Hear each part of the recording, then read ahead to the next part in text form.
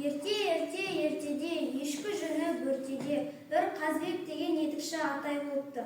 Ол ауылдағы барлық тұрғынның етігін жөндеп беретін, өте шебер етікші екен. Күнде таңертең ауыл тұрғындары оған өз етіктерін жөндету үшін кезекке тұрып, етіктерін жөндетіп, жақсы жұмысы үшін алғысын білдіреді екен.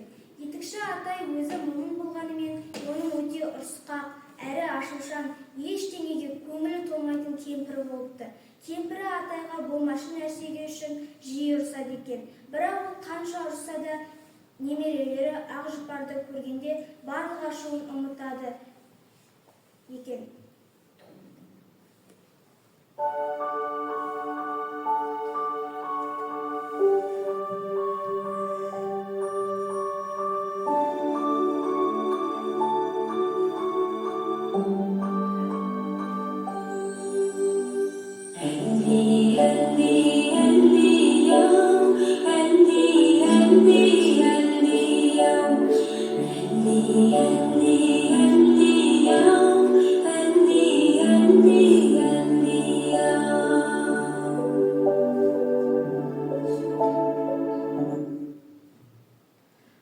Атай мен әже Ақжұпарды жылатпай мәпелеп өсіріп, өте қатты жақсы көріпті.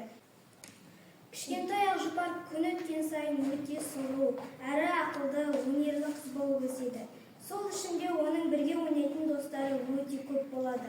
Олар бірге ән салғанды жақсы көреді, би билегенде ерекше ұнатады. Бір күні Ақжұпар атасына: «Ата, мені сізге бір өтінішім бар еді. Айтсам бола ма?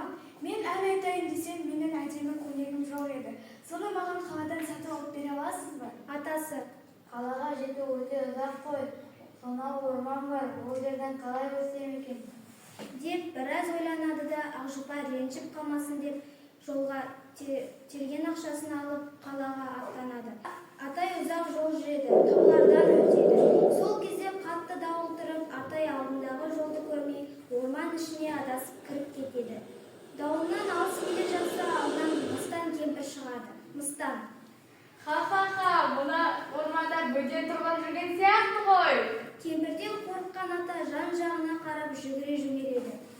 Қашып келе жатса, алдынан дәу шығыпты. Дәу: «Ей шал, тұра тұршы, қайда асықтың? Мынау қолыңдағы не?» Ата: «Қап бәлем, мына Мыстаннан әрең құтылдым ба десем, алдымнан мына дәу шығуын қарашы. Дәуге, мені босатшы, мен етікшімін, атым Қазбек, етігіңізді жөндеп берейін». Дәу: «Мә, ал, маған етік істегенін жасап босатам, ұнамаса менің қасымда қаласың». Ата етігін ашып алып жөндеуге кетеді. Оның етік жөндегені дәуге ұнағаны етікшіні босатады. Дәуден құтылғанына риза болып, етікші орман ішінде келе жатса, алдынан аю шығыпты.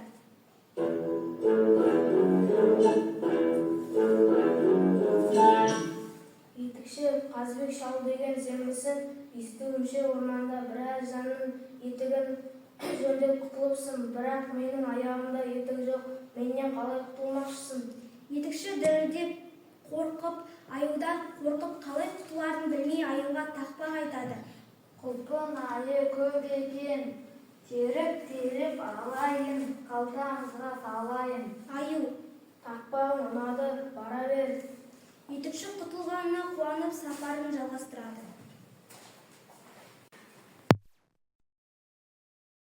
Atаны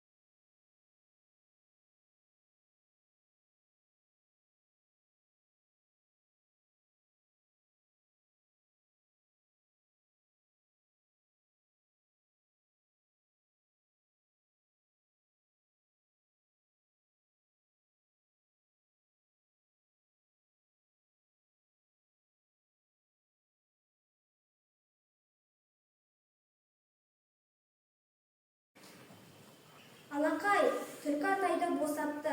Орман ішінен ұзақ жол жүріп атай қалаға да жетеді. Ақжұпарға өзі қалағандай ақ түсті көйлек алып ауылына келеді. Ақжұпар көйлекті киіп, қарап риза болады.